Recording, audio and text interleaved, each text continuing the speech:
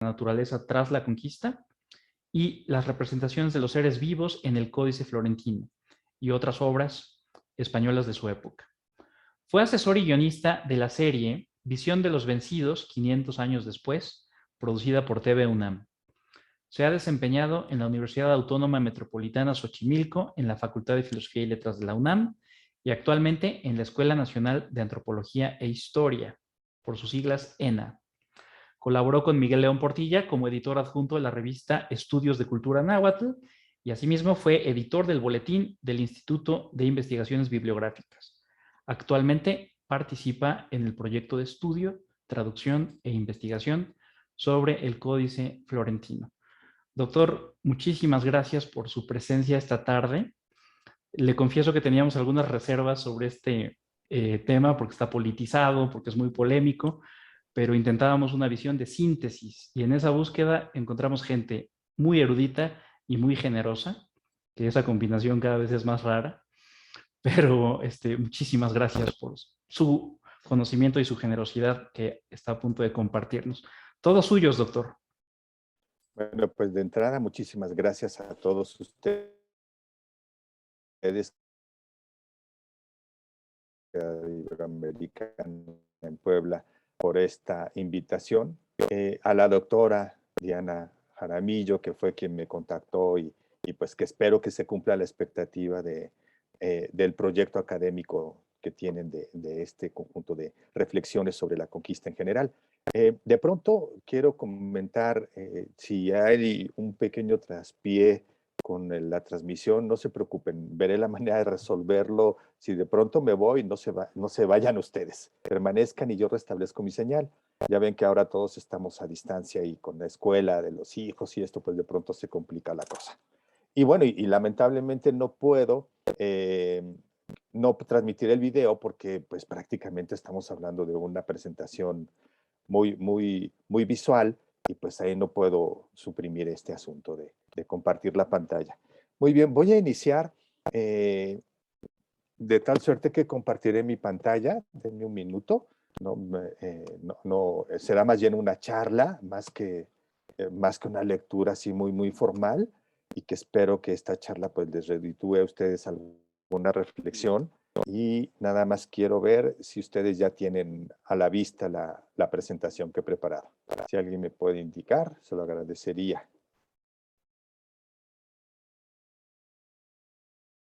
Uy, creo que de plano hasta me... Todavía no. ¿Todavía no? A No. ver, según yo ya estaba. Permítanme. Ahora sí ya va.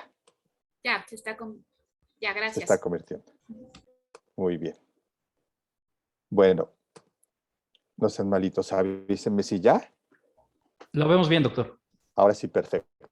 Muy bien, primero hay que decir que nuestra idea de literatura, pues evidentemente en los últimos tiempos se ha revolucionado tremendamente, ¿no? Antes, cuando uno lee pues a los teóricos de la literatura, pensaban que esta necesariamente se tenía que asociar a una escritura.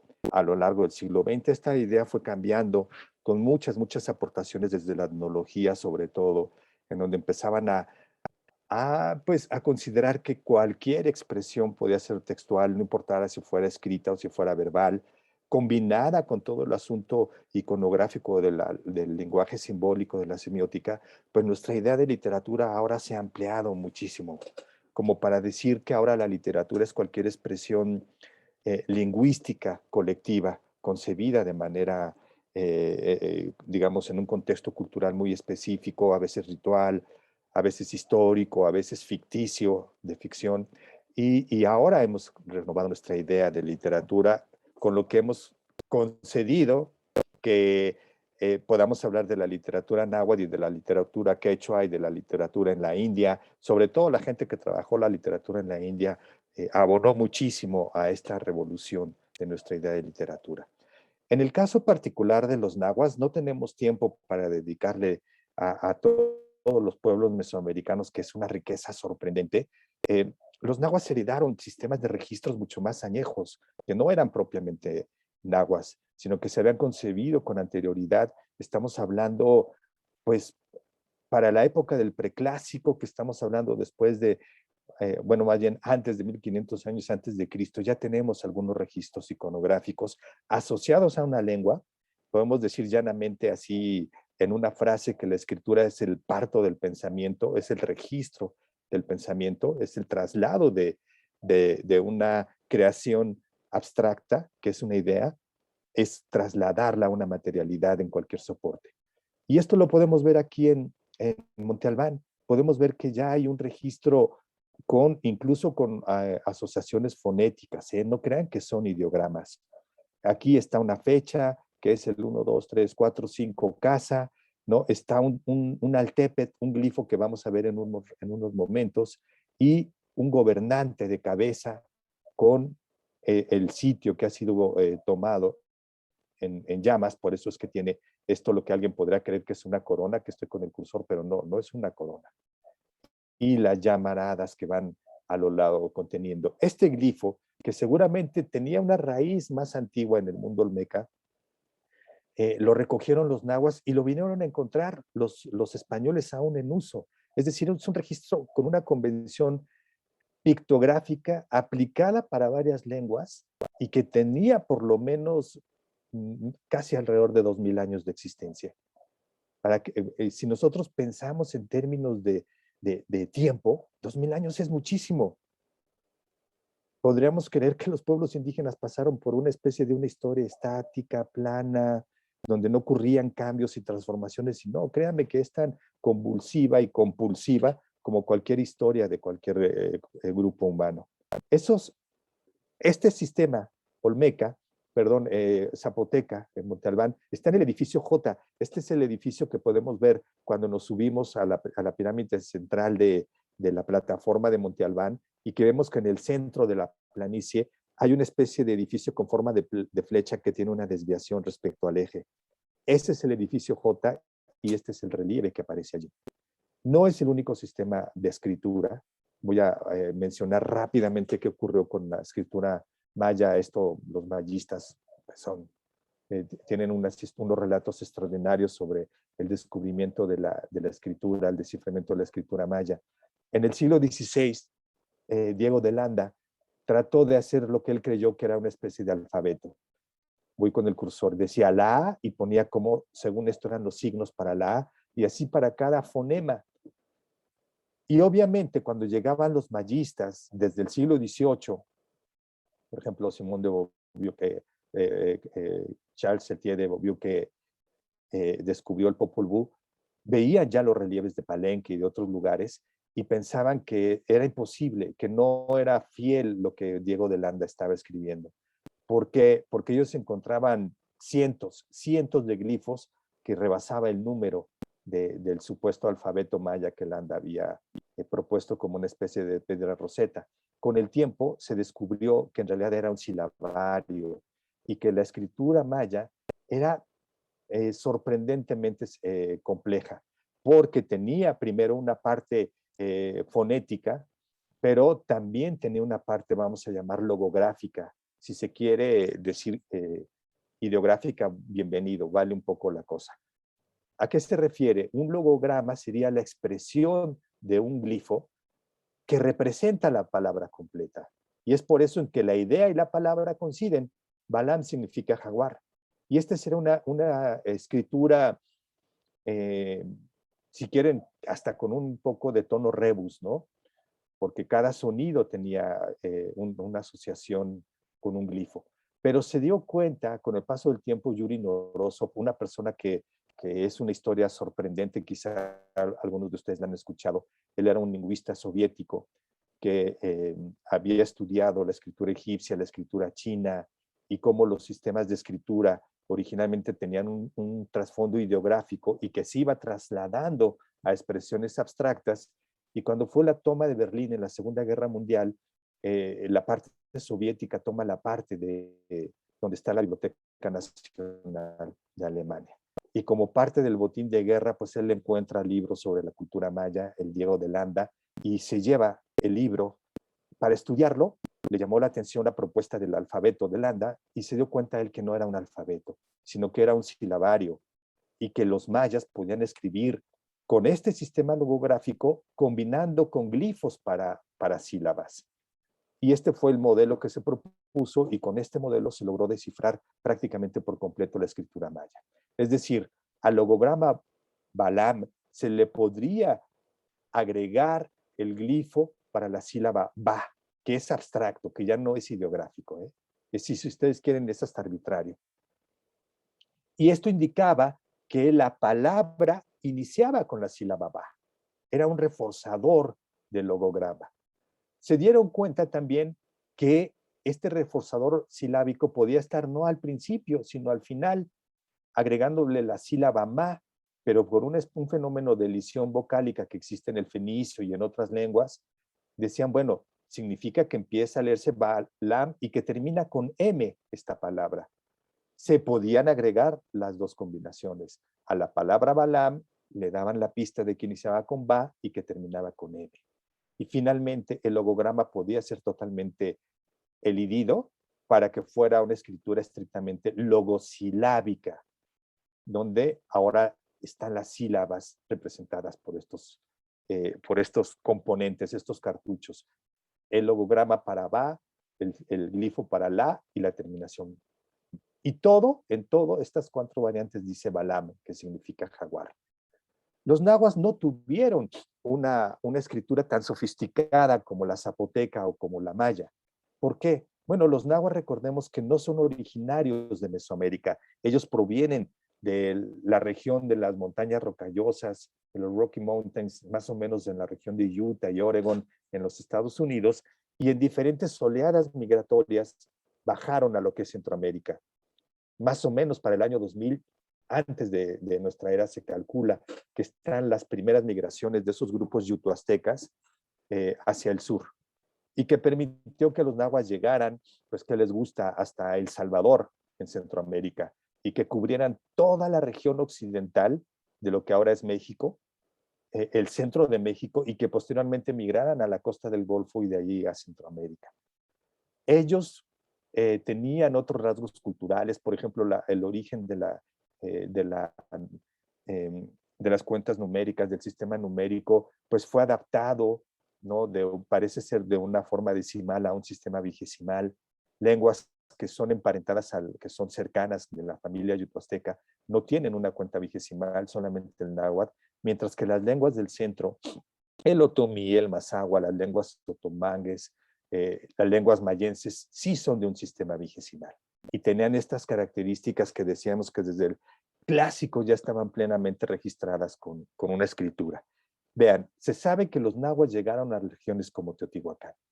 Y hay glifos parecidos a los que existían en Monte Albán o en la región maya. Sin embargo, pareciera que no tienen esa fijación fonética tan clara, ¿no? Por ejemplo, aquí tenemos a varios personajes que emiten un glifo de la palabra, pero no sabemos, ni hay una manera de descifrar qué demonios es lo que dice esta palabra o este canto.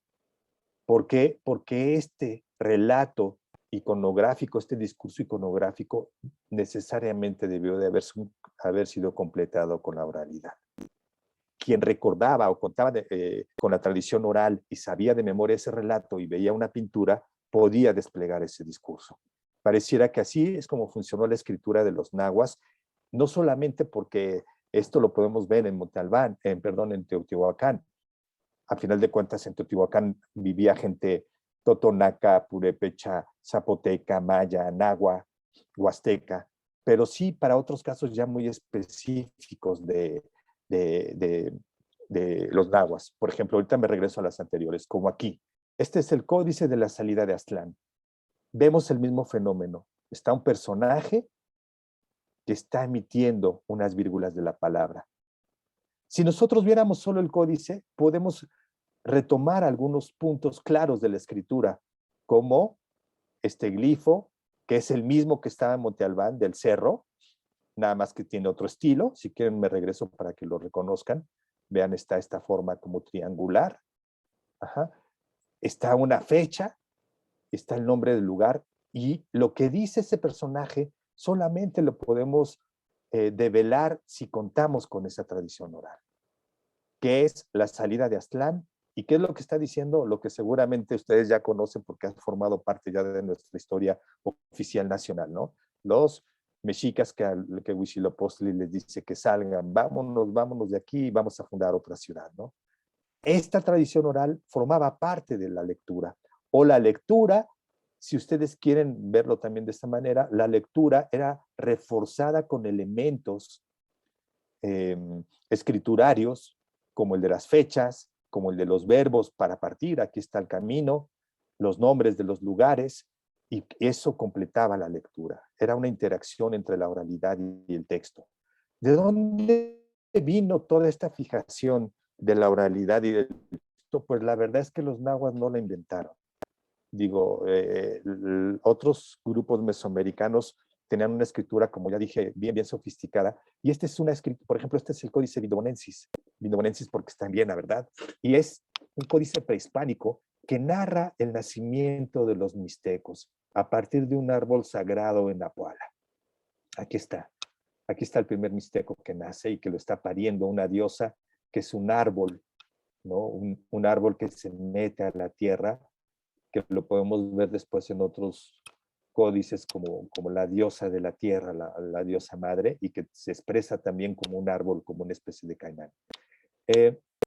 Este relato, este códice parece ser que fue llevado a Europa y se le entregó a Cortés con los regalos cuando llegó a las costas, y Cortés envió todo a la corona española, ¿no?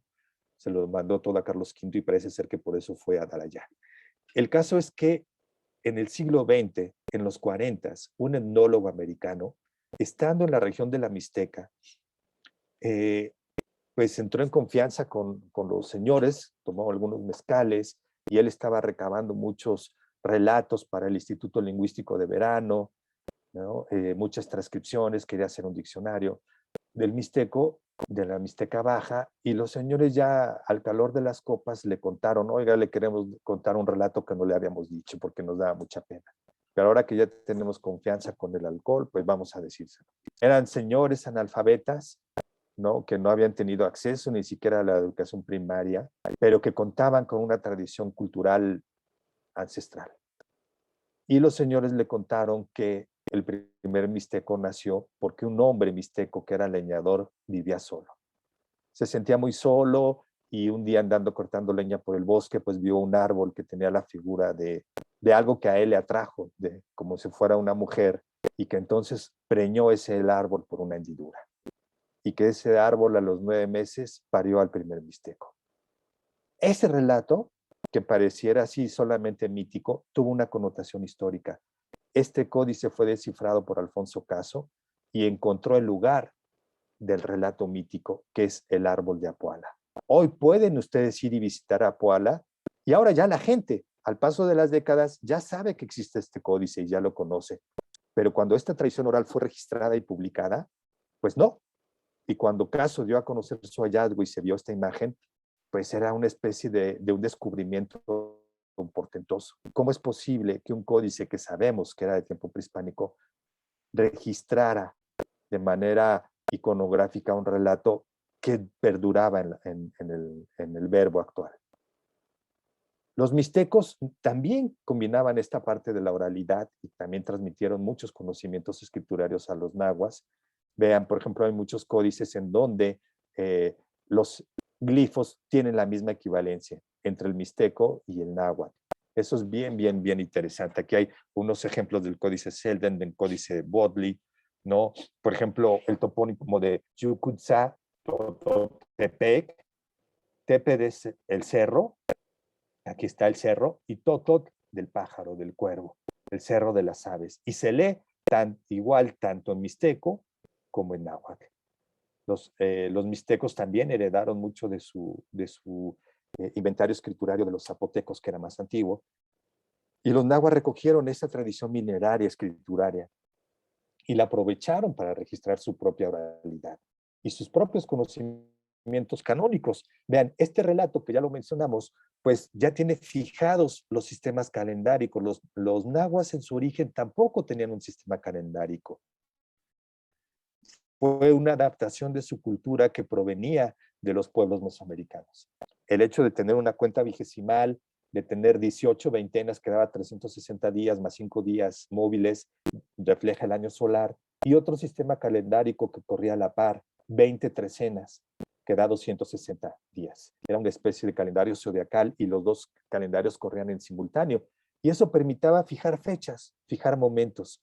Cuando ustedes tienen ya glifos para lugares, tienen glifos para fechas, tienen nombres de personajes, tienen los elementos básicos para construir un discurso histórico o un discurso mítico, como sea, ubicado en un tiempo mítico, por supuesto, ¿no?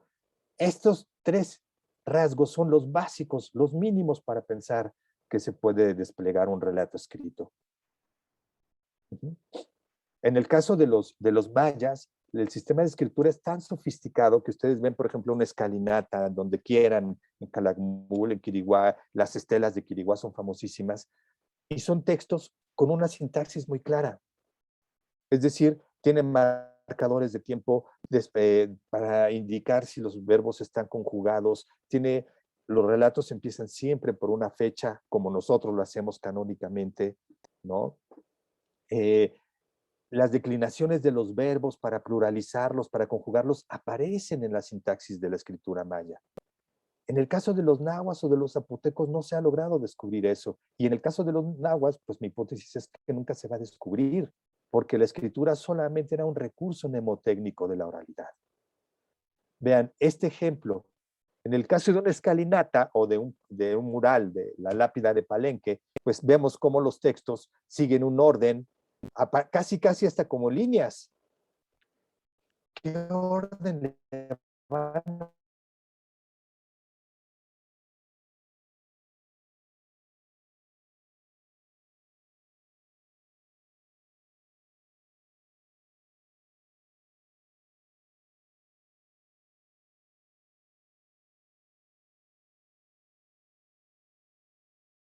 por unos sacerdotes, con el desplazamiento, con la migración que está marcada por las rutas de los pies?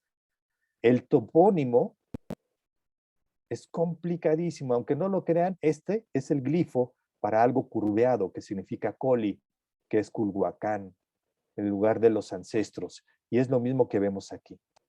Pero vean qué estilización tan compleja la que aparece en el códice. Y después, las 7 cavernas con las tribus, a diferencia de los 7 calpulis que están marcados aquí. Es el mismo discurso, pero mucho más sofisticado. ¿Cómo empezamos a leerlo? ¿De dónde? ¿Qué significan estas cosas? Este glifo con agua y el hombre saliendo de aquí, ¿no? ¿Qué significa esto? Un fuego nuevo, ¿quién lo está emitiendo? ¿Por qué ponen un lugar con piedras de colores y con una vegetación desértica? Para poder leer esto, vean, tiene un valor fonético, pero que parece que está ahí una turquesa, una piedra de turquesa. A nuestro alcance no podemos leerlo porque no tenemos la oralidad que acompaña a este texto. Aunque podamos descifrar fonéticamente que Mail es mano, ¿qué hace la mano allí? ¿Qué hace esta turquesa allí? ¿No? Entonces, esto está todavía en proceso de lectura, de interpretación, y bienvenidas todas las interpretaciones que se quieran, de la historia tolteca, chichimeca y muchos otros textos más. Vean, esto fue elaborado ya en época colonial, lo mandó a hacer el virrey Mendoza. Y aquí está.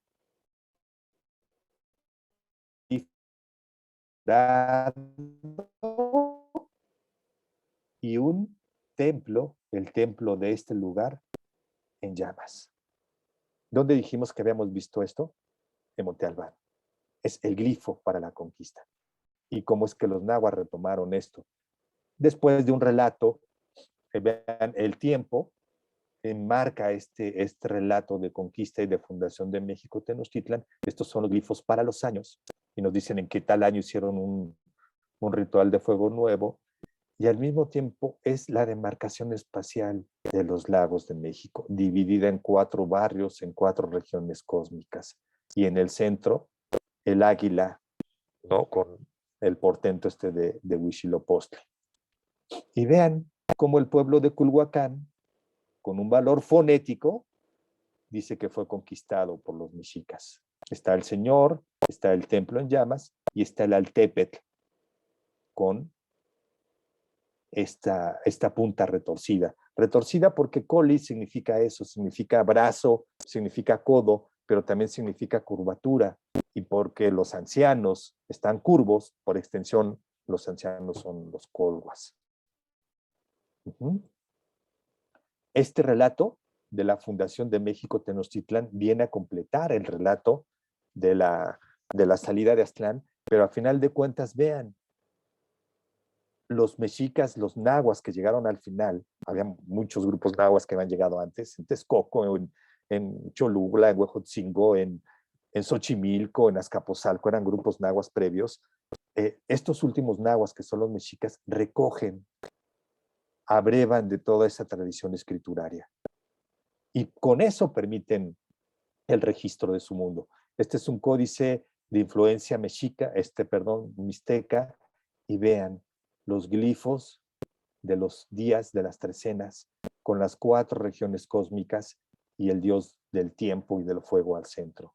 Un poco con el mismo discurso de un cosmograma que tiene el mapa de México Tenochtitlán del códice mendocino. Que además les cuento que lo mandó a hacer el hijo del virrey Antonio Mendoza, porque cuando iba a partir para Perú como virrey, él le quiso mandar a hacer este códice como un regalo. No lo terminaron a tiempo, pero sí, la motivación es ya colonial. ¿Y cómo perduró en época colonial esta tradición cultural?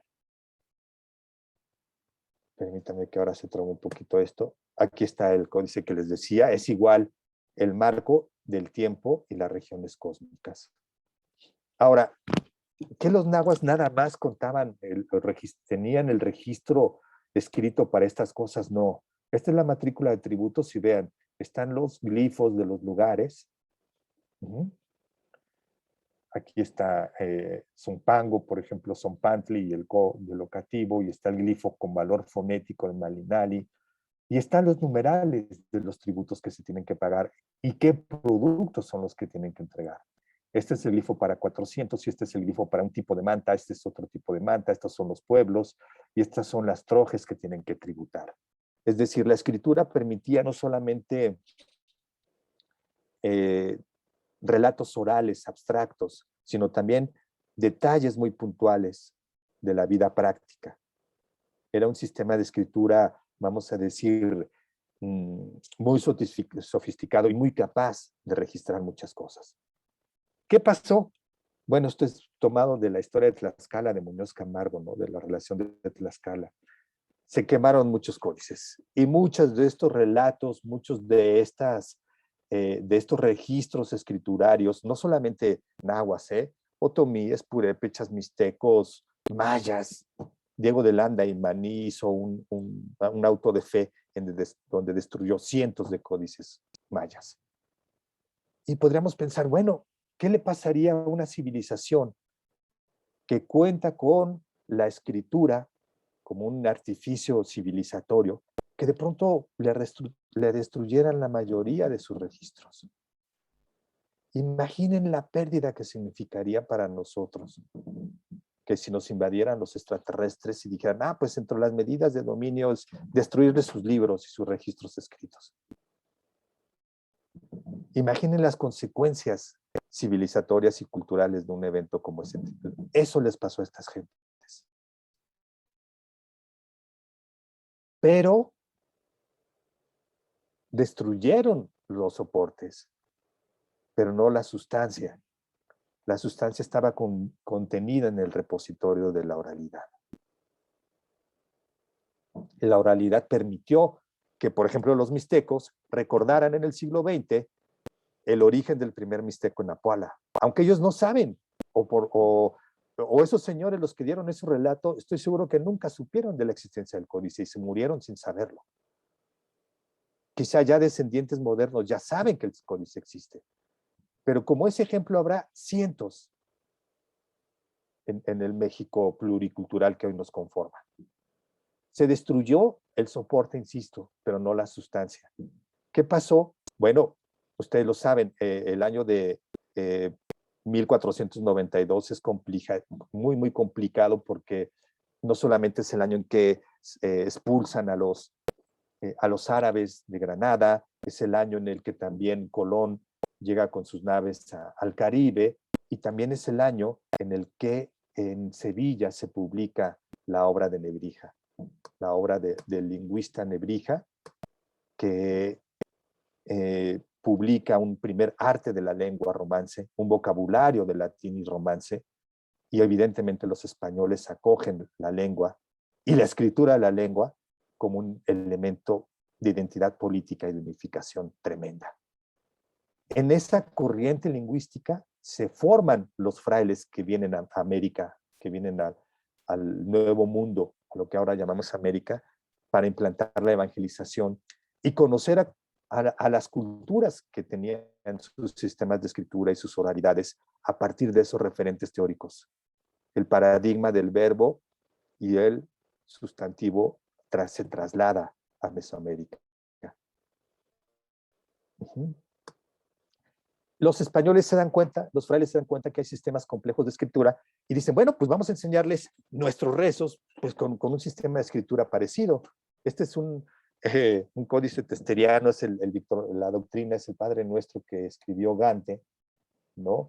Y él dijo, bueno, pues escriben con monitos, pues vamos a hacer monitos.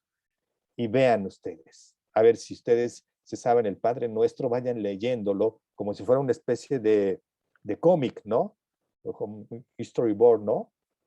Padre Nuestro que estás en el cielo. Este abad es el glifo para cielo entre los nahuas. Santificado sea tu nombre, como si la gente supiera que esto significa santificar y que el nombre es esto.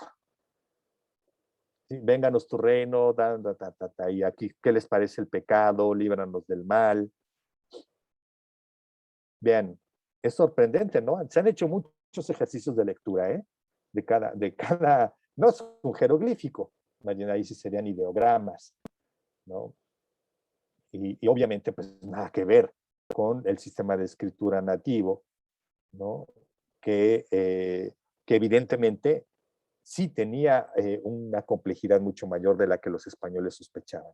En el siglo XIX, José María Alexis Oban, en el contexto del desciframiento de la escritura egipcia con la piedra Rosetta que había hecho Champollion, pues él traslada un poco el sistema para acá y se da cuenta algo parecido a lo que Nodoso en el siglo XX descubrió, que los glifos podrían en realidad representar sílabas.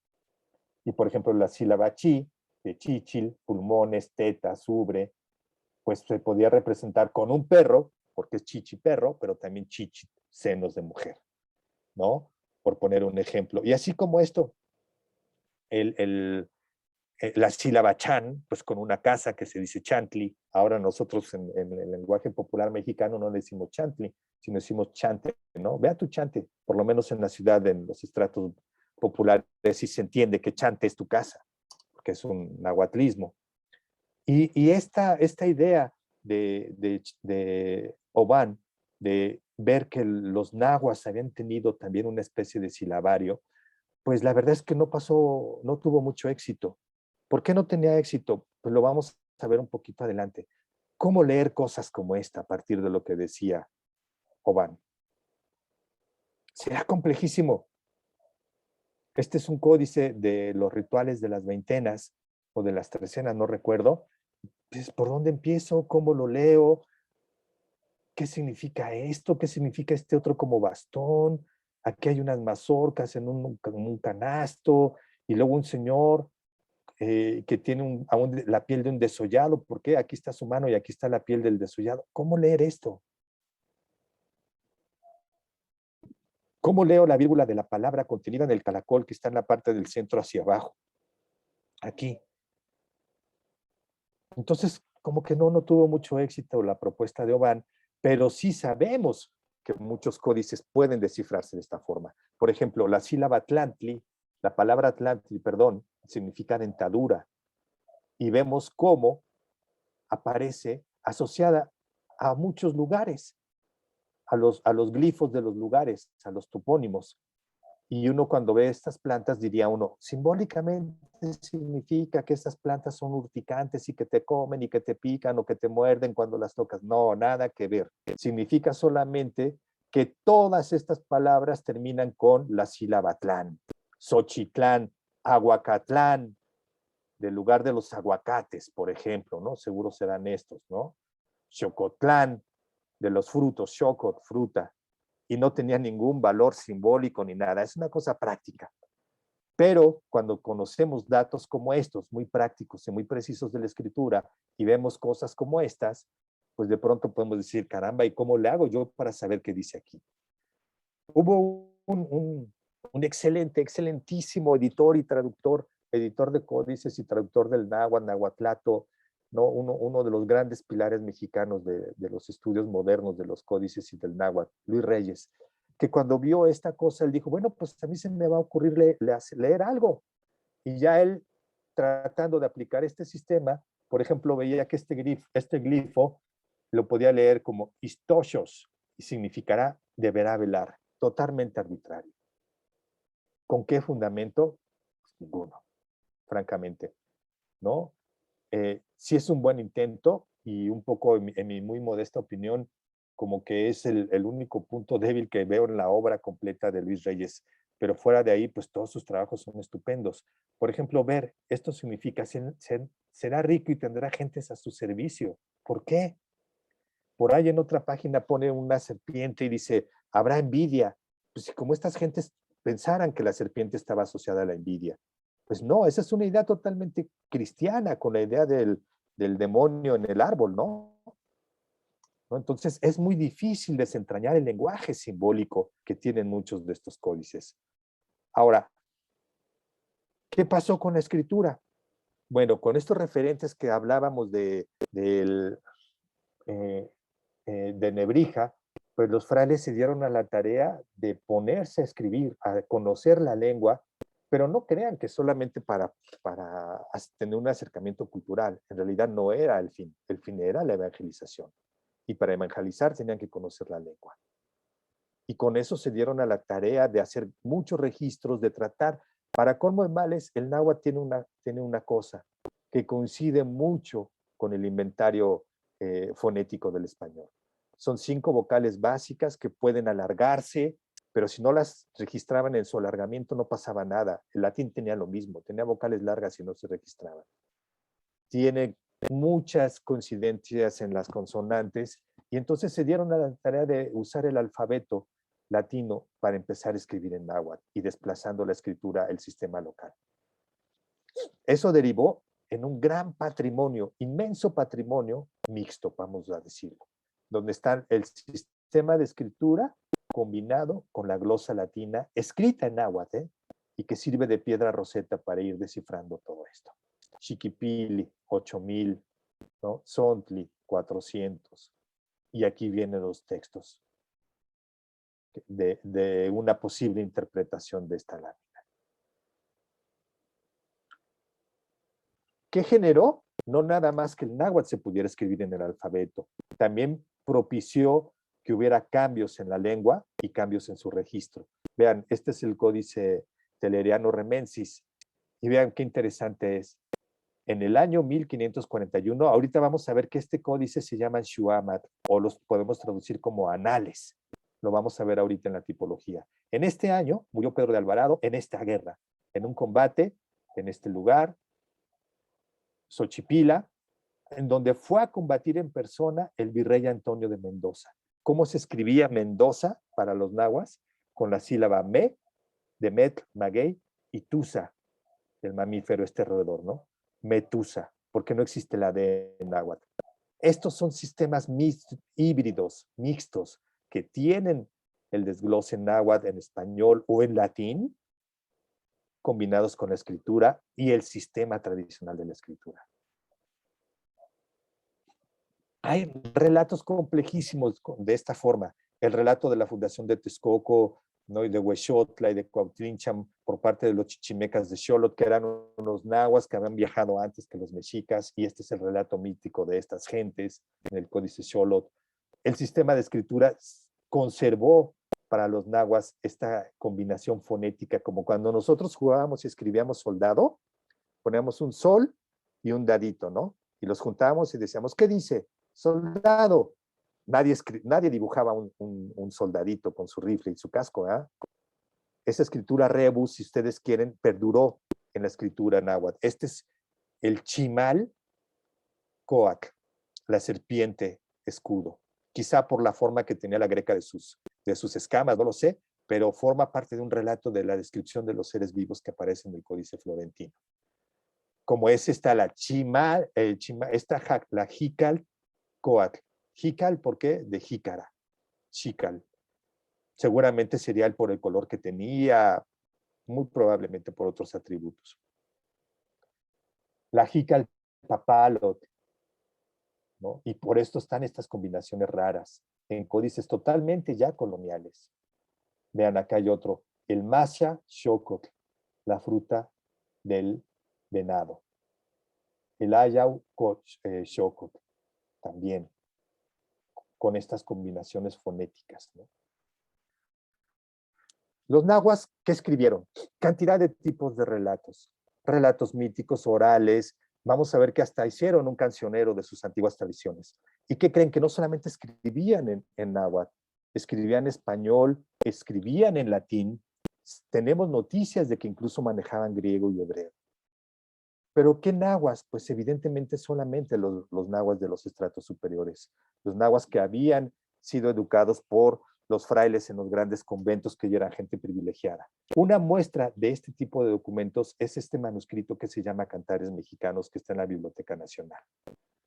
Se descubrió hasta el siglo XIX, ¿no? Está compuesto por 13 obras pequeñas. Uno es un conjunto de cantos, otros son las explicaciones de los calendarios, varios exempla, es decir, relatos ficticios de la religión para convertir a la gente por medio del ejemplo, sermones, aquí viene algo interesantísimo, las fábulas de Esopo traducidas del latín al náhuatl, pero no solamente traducidas, sino adaptadas a la fauna mexicana y a los principios de la ética de los nahuas. Es interesantísimo leer esas fábulas. ¿Qué pasó? Documentos como estos que nos han llevado siglos de estudio, que apenas recientemente hemos logrado concluir su estudio, su interpretación, está compuesto por estas obras que les decía y que desde que se descubrieron se supo de la riqueza que tenían. Miren, aquí está. En el siglo XIX, José Fernando Ramírez las encontró estos cantares en la biblioteca de la antigua universidad. Lo compartió con Charles Brasseur de Beauvoir, que recuerden que estaba viendo lo del Popol Vuh, que mencionamos hace rato, y se interesó. Dijeron, esto es literatura. Daniel Brinton, un tipo rarísimo y polifacético, médico militar que había participado en la Guerra de Secesión, que era etnólogo y que se hizo anarquista en los Estados Unidos, le interesó la literatura indígena, porque decía, esto es literatura. Y publicó en 15 tomos, vean, 15 tomos, la literatura de todos los pueblos de América, que se llamó el Rig Veda americano. Cuando fue descubierto, después, en el siglo XIX a finales, Vigil, que fue el primer director de la biblioteca, creían que se había perdido este códice. Vigil lo encontró, pero no sabía náhuatl. O sea, varias horas pasaba enteras contemplando estas amarillentas hojas que cerraba al fin, desesperado de no poder penetrar su sentido para mí misterioso. Sabía que era algo importante, pero no sabía qué era. Vean, los que lo han estudiado, Daniel Vinton, Peñafiel, Garibay, León Portilla, Vicente Mendoza, porque como son cantos, pues tienen que ver con la música. John Birchholz lo publicó en Stanford por primera vez traducido del inglés al inglés, del náhuatl al inglés. En el 2011, bueno, pues un equipo publicamos ya la traducción al español.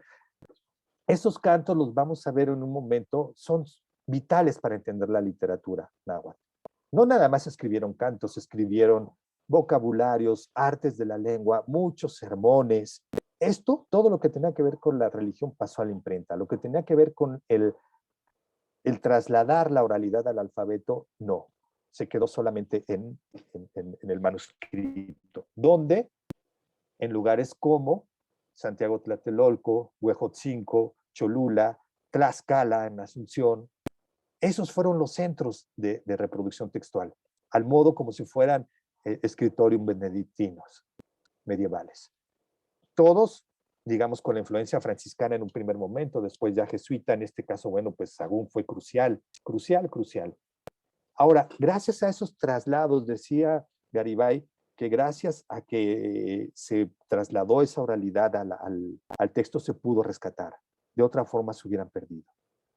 Sí es un dominio, es parte de la conquista cultural, pero también fue un rescate, ¿no? Él decía, toda esta oralidad pasó a la luminosa prisión del alfabeto.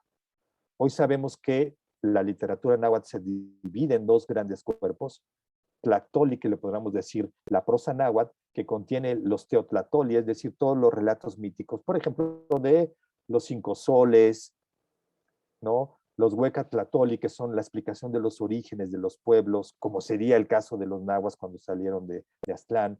El itoloca significa lo que se ha dicho de algo, y serían precisamente expresados en los xiuamad. Amad es libro, papel, xiu, año.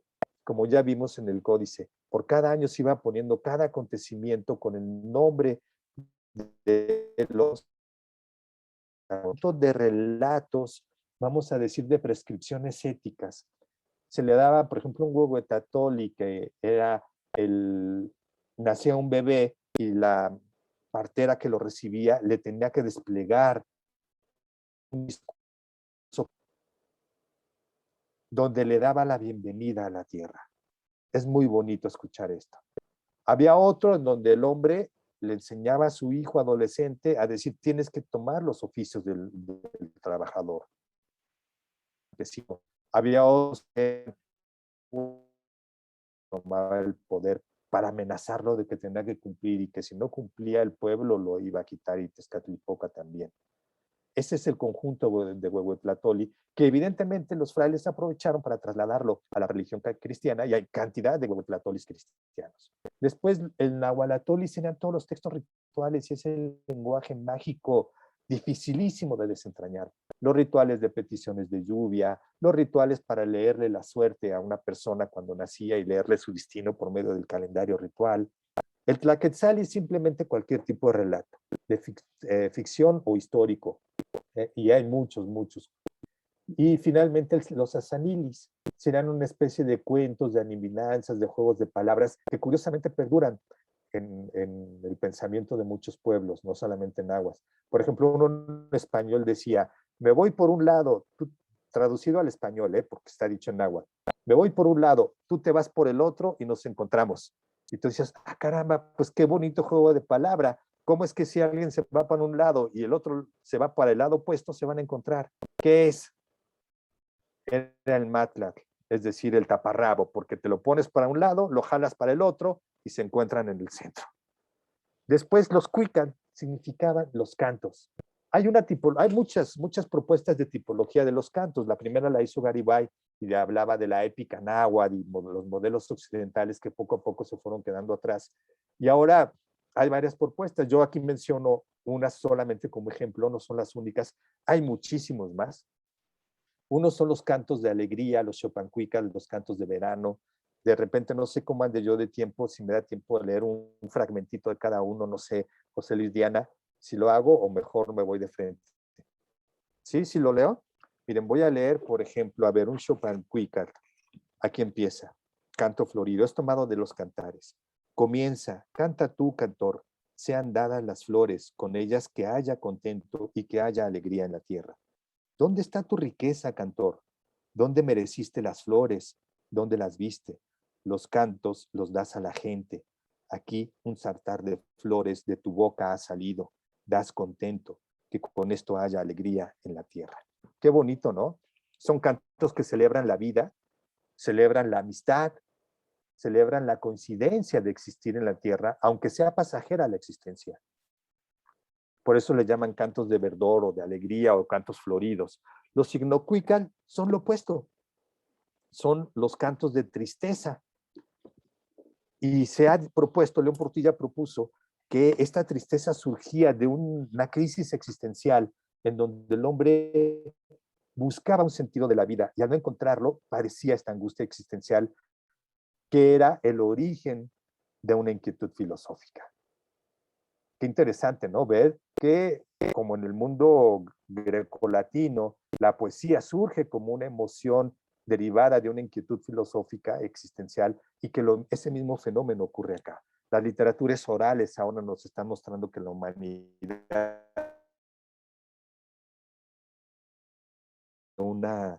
de un himno cuical, de un canto de tristeza. A ti, dueño del cerca y del junto, te damos aquí contento.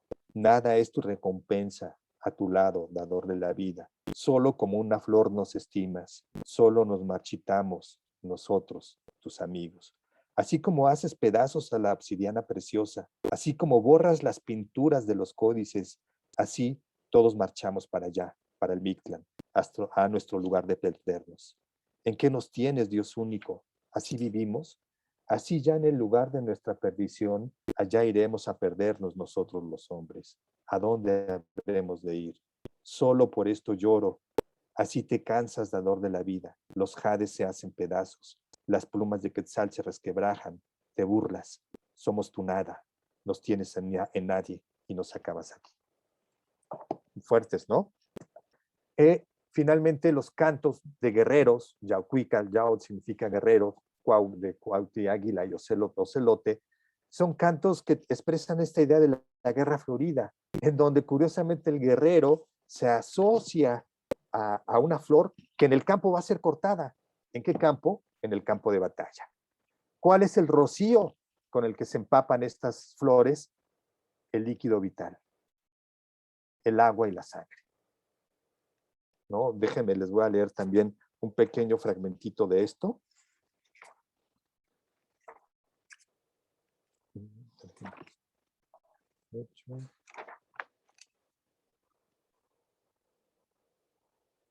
Permítanme, no se me desesperen. Empiezo yo aquí, yo cantor, de mi corazón brotan las flores, los bellos cantos, con ellos abanico al dador de las vidas. Bailo aquí, yo cantor, de mi corazón brotan las flores, los bellos cantos. Hay brote de jaguares, son la nobleza, es el señorío de México, con flechas, con escudos habla el Señor. Que no sean tomadas tus flores, dador de la vida. El polvo se levanta como humo en el interior de la llanura. Allí los adornaste con joyeles, los engalanaste con escudos y flores en Acolhuacan, Anezahualpilli. Con flechas, con escudos, habla el Señor al juicio. Nada como la muerte en la guerra, nada como la muerte florida. La ha venido a amar el dador de la vida. Lejos la veré y así lo quiere mi corazón.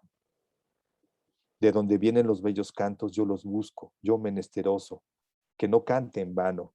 He venido a ver tus flores, dador de la vida, aquí en la llanura. La llanura es el campo de batalla, ¿no? Entonces, esta idea de la guerra florida expresada de manera lírica, pues es muy bien interesante. Finalmente me voy a referir a los cuecuexcuicat o al huicuical, que son los cantos pues de alegría, pero son los cantos de picor, por llamarlo de una forma, es decir, los cantos eróticos. Tenemos varias piezas. Una de ellas se refiere a la salida de Quetzalcóatl de Tula. Es un canto bonito que aparece en el Códice Florentino, en donde, lo voy a decir rápidamente para que entiendan de dónde heredamos parte de esta lírica argumentativa en el México mestizo. Se supone que el gobernante Huémac de Tula tiene una hija y su hija sale a pasear y obviamente en Tula el dios principal es Quetzalcóatl y Tezcatlipoca lo quiere desplazar como dios principal, dios imperante de esa época. Para hacerlo se transfigura en un huasteco. Los huastecos llegaban a Tula. Se supone que los huastecos tenían fama de ser dispendiosos, que les gustaba mucho el pulque porque ellos habían descubierto el pulque y como hacía tanto calor en la Huasteca, pues andaban desnudos. Entonces Tezcatlipoca se convierte en un huasteco que va a vender, como todos los huastecos, va a vender al mercado de Tula desnudo chiles. Qué casualidad, ¿no? Que va a vender chiles desnudo. Y cuando llega al mercado y se pone su puesto de chiles, da la casualidad que la hija de Huémac, del gobernante, ve al vendedor de chiles y cae enferma. Pues no podemos decir de amores, pero enferma de la necesidad del huasteco, ¿no? Entonces, la historia es muy larga, el canto es larguísimo, pero estamos hablando que eso ocurrió por el año 900. Históricamente parece ser que sí tuvo un declive tremendo, ¿no? Y ese relato, juguetón del Chile como el miembro viril, ¿no?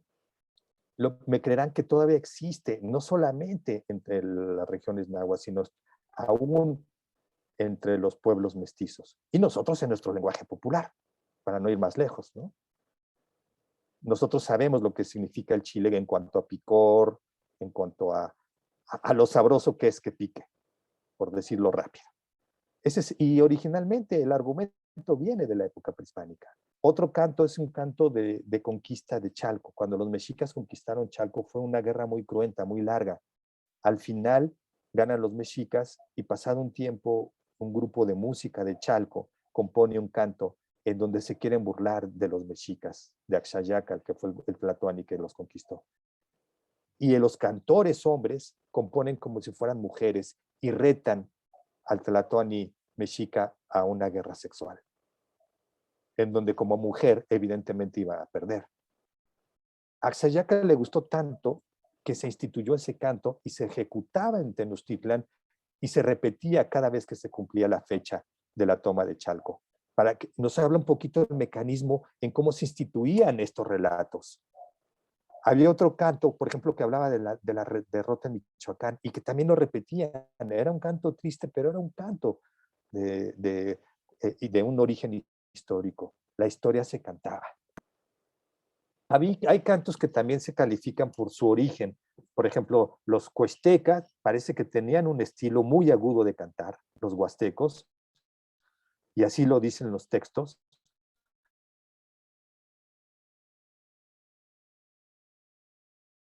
Los huejotzincas al canto, pareciera que cada pueblo tenía su canon y su estilo de cantar. Y finalmente por los instrumentos con los que se ejecutaban. En este caso, por ejemplo, con el teponaztle, con las tlapitzali, las flautas o el huehue. ¿Qué podemos encontrar en toda esta literatura cantada o dicha en prosa? Bueno, vean que hay dos tipos de lenguaje, digamos, desde el punto de vista de la sociolingüística. No era el mismo tipo de relato que cantaban las clases bajas, los más iguales, que cantaban las clases altas, los sacerdotes y los guerreros, ¿no? Sabemos que, por ejemplo, el lenguaje que nos ha llegado escrito, pues es más bien el que corresponde a la gente que tuvo acceso a la educación formal cristiana. Y gracias a ellos hemos encontrado un fenómeno que descubrió Garibay que le llamó difracismos, es decir, dos palabras que cada una tiene su significado, pero que cuando se suman dan un tercer significado. Tenemos muchos ejemplos y escritos en glifos. Eso es lo sorprendente. Aquí hay uno, Xochitl y canto, Xochitl Cuicat, y que Garibay tradujo como poesía. Intlili, Intlapali, que vean, es la tinta roja y la tinta negra para denotar escritura, pero también sabiduría. Y noten ustedes que este pequeño glifo de Tlilin Tlapali está contenido aquí. En varias ocasiones está repetido dentro de la vírgula de la palabra. Esta asociación simbólica entre la escritura y la palabra se refleja aquí. ¿Esto significa que los cantos podían escribirse? No sé, lo dejo a la pregunta. Este oficio también lo ejercían las mujeres nobles. Vean cómo está su vestimenta de una persona colocada. Otro glifo de un difracismo es el Al-Tlachinoli. El agua, Altl, y Tlachinoli, la chamusquina. El fuego, que una lengua de fuego se entrelaza con una corriente de agua para denotar el glifo de la guerra. Este es del lienzo de Tlaxcala. Y finalmente, de origen estrictamente olmeca, aquí vemos en Chalcancingo, un cerro. Vean, este es el glifo del cerro que vimos en Monte Albán y que lo hemos visto a lo largo de la escritura náhuatl, para decir Atl, el agua que sale del cerro, y Tepetl.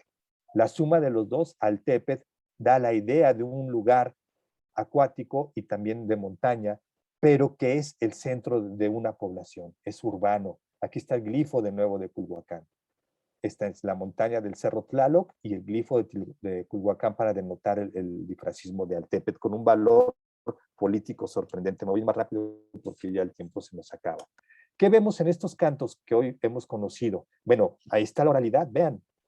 Hay estructuras claramente empaquetadas, unidades léxicas, unidades de expresión, que les llamaríamos ahora, que no tienen un valor fonético, un remate para completar los compases de los cantos o para ayudar al fraseo de los cantos como guaya. Y también hay otras frases, por ejemplo, dejen ver si encuentro uno, no, aquí no viene ninguno. Tico, toco, tocotín, que son los que lo usó Sor Juana Inés para denotar que muy probablemente era la secuencia, no rítmica, sino la secuencia melódica de los cantos, ¿no? Y esto lo podemos ver aquí en los cantos transcritos en este códice, que tiene una parte también glífica. Aquí está la parte calendárica de este códice. Ahora, nos sirve para descifrar todo esto, es muy difícil. Todavía no estamos en condiciones, pero creo que poco a poco podemos ir haciendo interpretaciones. Los cantos perduraron. Vean aquí en el siglo XVI hay un lector de cantos que es un poco a la manera cristiana de la época, incluso también de Medio Oriente y los maometanos, cómo entran descalzos a los templos. Y vean, hay un libro en forma de códice con la propia vírgula, como denotando que estaba leyendo y cantando esto. A lo mejor estaba ya leyendo un libro de coro, pero un libro de coro, recuerden que no tiene este tamaño. Entonces es sorprendente. ¿Qué podemos ver finalmente para ver el valor cultural de estos cantos? Hay un canto, es el Cuicapeucayo, de que alguna vez escribí algo, que relata cómo es que para los cantores inician los cantos. ¿De dónde viene la inspiración de un canto? Y la inspiración es sagrada. De un cerro sagrado, de un tepel sagrado, en donde crecen las flores que se tienen que cortar para ofrecer y así conocer a lo más sagrado y lo más bello. Este relato del Cuicapeucayo básicamente es el argumento del Nicamopowa, que es el relato de la aparición de la Virgen. Si ustedes recuerdan, Juan Diego entra a un cerro, el cerro se convierte en una especie de una escena de una geografía sagrada, mágica, en donde el cantor puede platicar con las aves, puede tener un diálogo con ellas y puede ofrecer su canto y puede ofrecer sus flores. Sabemos que Antonio Valeriano, que aquí está mencionado, fue autor o que participó en los cantares mexicanos. Y hoy sabemos por los trabajos de Borman y Garibay que Antonio Valeriano tiene que ver con el Nicamopowa. Vean hasta dónde se trasladó el sustrato antiguo de la oralidad en el pensamiento y la conformación del México mestizo. No solamente eso, hay un canto de peces que ese sí ya me lo voy a brincar, será motivo de otra ocasión. Los nahuas en los cantares terminan los cantos con un canto de peces en donde ellos construyen una metáfora en donde se presentan como habitantes del agua. Ellos son los peces, peces que llegan a ser capturados por los conquistadores en sus redes, los avientan a la sequedad, los encierran en estanques y después los purifican con el agua clara. ¿Cuál es el agua clara? La del bautizo. Esto lo dicen cantando en 20 folios los nahuas. Es un canto muy largo. Ese canto, hoy sabemos que se reprodujo varias veces en el Tepeyac, se reprodujo también en el centro de Tlatelolco, cuando se hicieron las exequias de Carlos V y tomó el poder Felipe II en el 52. Aquí están, vean, el canto de peces está representado por los tlatelolcas, con esta alegoría tan bonita de la vida lacustre y ellos sintiéndose o presentándose como los habitantes del agua, combinado además con la metáfora bíblica de Pedro y el pescador, ¿no? El agua antigua de la guerra florida, el agua que era la sangre y el rocío que se obtenía en la batalla, ahora es el agua que purifica por medio del bautizo. Y toda esta metáfora ecológica y lacustre se puede ver en este canto. Ojalá se les antoje. Bueno, muy, muy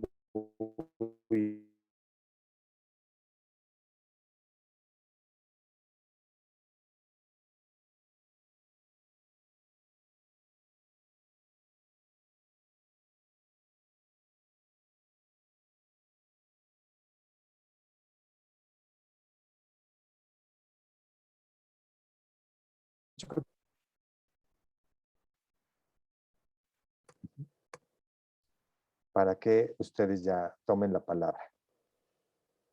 Doctor, muchísimas gracias. Lo perdí un poco al final. Ah, ya. Me quedé en ojalá se les antoje. Ah, ya. Decía que ojalá se les antoje acercarse a estos textos. Muchos están ya en internet.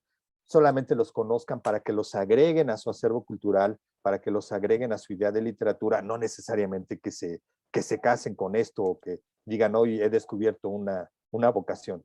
Más bien mi idea es compartir esto un poco con la emoción que nos da a los que nos dedicamos a este tema y que ustedes simplemente valoren su importancia dentro de la historia intelectual y cultural de estas tierras.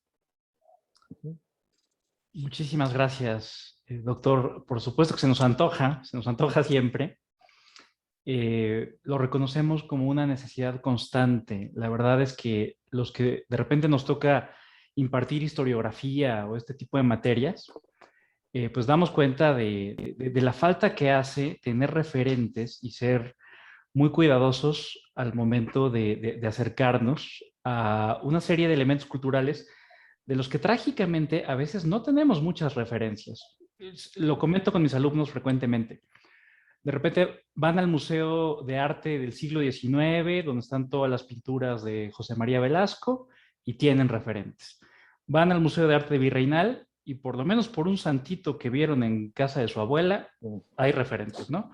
Pero de repente la gente va al Museo de Arte Prehispánico y termina diciendo, mira, ese parece Bob Esponja, ese parece Tortuga Ninja, etcétera. Y los que se supone que sabemos, pues a veces se escapa. Recuerdo haber estado hace un par de años con mi esposa en Palenque y mi esposa me dijo, ahora sí, explícame, ¿no? Y dije, perdón, pero a veces la dirección de los estudios hace que sepamos más de la guerra de Troya Claro. que de la guerra de Calakmul contra Palenque, que ni Palenque se llamaba La Camja. La Canja. Pero eso lo supe hasta después. Entonces, sé más de Beowulf que de Pakal. Y de repente me entra mucho coraje y trato de llevar esa inquietud con mis alumnos. Y yo creo que es un esfuerzo de todos los profesores, tanto del departamento como de la licenciatura, ¿no? Más en un año como este, que estamos conmemorando, más cuando es un tema polémico.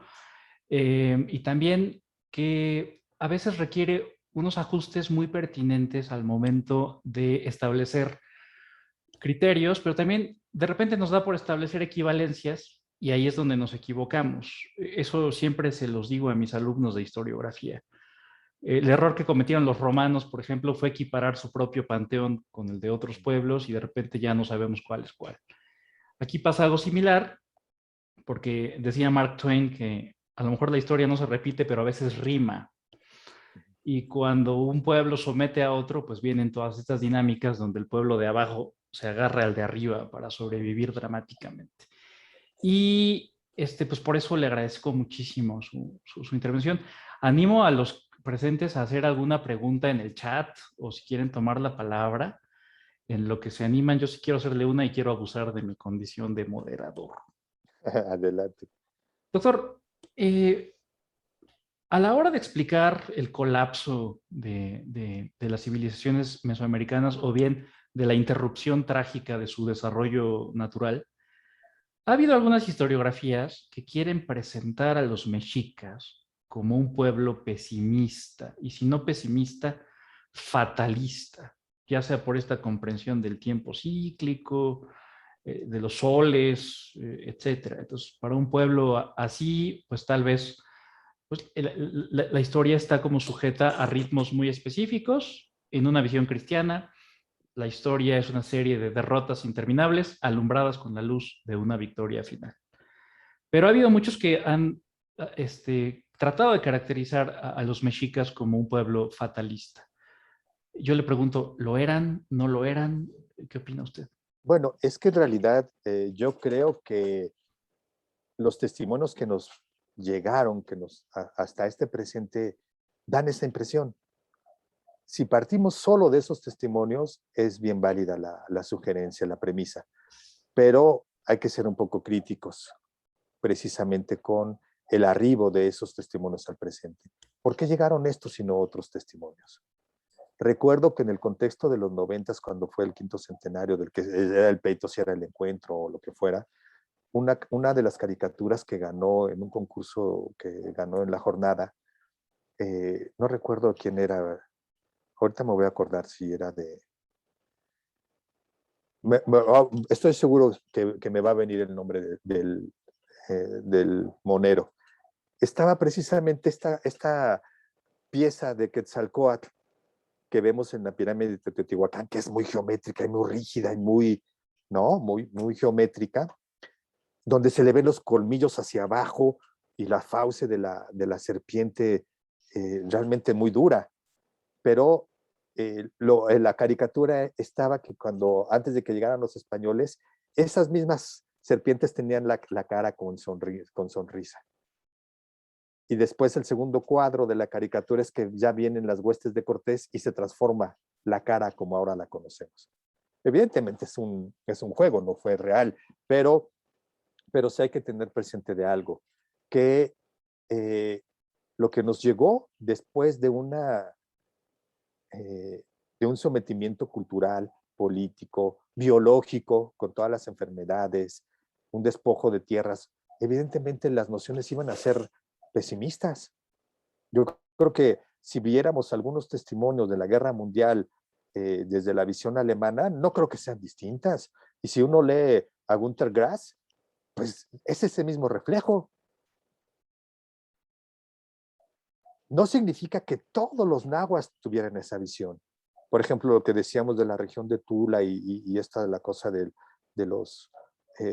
Chile y el juego de palabras. Tenemos también registros, no sé, imaginemos en la costa del Golfo y toda la imagen de la sonrisa. Simplemente que ese aspecto no llegó, pero no es porque fueran así, ¿no? Ahora podemos ver que toda la riqueza de nuestro doble sentido popular en nuestra habla, pues sí tiene esa raigambre. Tiene que ver con los frutos endémicos de aquí, no solamente el chile y muchos más, ¿no? Y que obviamente la gente que registró y que tuvo acceso a la cultura escrita, pues era la gente privilegiada que había perdido precisamente esas prebendas sociales y económicas. Mi respuesta va más a la naturaleza de las fuentes que al hecho mismo. Cuando uno ve toda la diversidad de danzas que existían, ¿no? Los juegos que había, los juegos de palabras, pues no pueden ser artificios de alguien que fuera fatalista. Ahora, que es verdad que el grupo político dominante de los mexicas era consciente que se iba a acabar ese periodo histórico por esta visión cíclica del tiempo, claro. Y creo que eso es lo que oficialmente tenemos por la idea de Moctezuma y el entendimiento de las huestes españolas. Muchísimas gracias, doctor. Gerardo Celis dice, maravillosa exposición, gracias. Diego Salamanca dice, muchas gracias por su maravillosa exposición, fue muy interesante. A mí me gustaría recibir alguna recomendación o sugerencia de textos, publicaciones o sitios en los que sea posible comenzar a acercarse a esta literatura prehispánica. Muchas gracias. Muy bien, yo creo que hay varias fuentes. La primera, la clásica, la que puede ser que nos sirva como un punto de partida que nos la entendemos porque tenemos los mismos referentes, es la historia de la literatura náhuatl de Garibay, en 2 tomos que publicó Porrúa. Yo creo que a pesar de que ha sido ya plenamente superada sobre sus categorías, las reflexiones que hizo ese señor son un portento, es sorprendente cómo solo llegó a esas conclusiones. Por ejemplo, la idea del difracismo como una aportación de la lingüística mexicana a la lingüística mundial, la hizo él, y la hizo él solo. Él no tenía acceso a muchos códices, como ahora los podemos comprar por 60 pesos en la arqueología mexicana.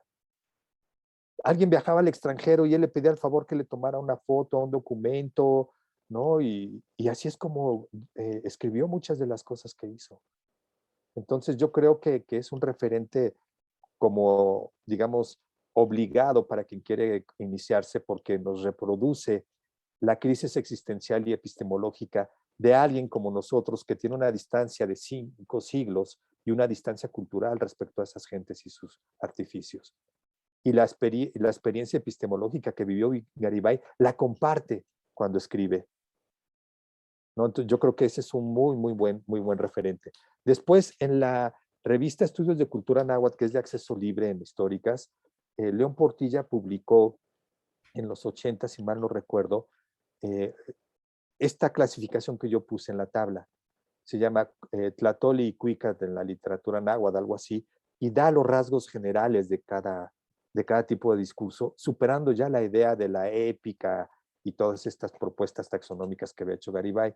Ya en tiempos más recientes, el propio León Portilla escribió un libro que se llama El destino de la palabra, que nos plantea el fenómeno de cómo es que todo ese conocimiento canónico, herbolario, médico, astronómico, que se reproducía en las instituciones indígenas oficiales, el Telposcali, el Calmecac, ¿no? Había libros de astronomía, de cómo es que logró perdurar por medio de la palabra.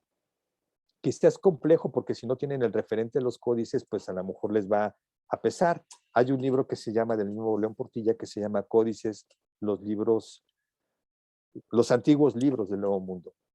Es una excelente introducción general para los códices. Es un libro publicado por Aguilar, yo creo que todavía se consigue y que puede servirnos muy bien. Después, Amos Segala publicó en Conaculta un librito que se llama Literatura Náhuatl. Y en este librito de literatura náhuatl en realidad es un recuento, no propone nada nuevo, es un recuento de lo que ha aportado Garibay, lo que aportó el propio León Portilla y otros americanos, Cartunen y Lothar, sobre la estructura de la lengua náhuatl y la poesía. Sobre todo es que Lothar y Cartunen proponen cómo la lengua hablada podía adquirir este tono musical, rítmico y métrico, a partir estrictamente de la fonología del náhuatl.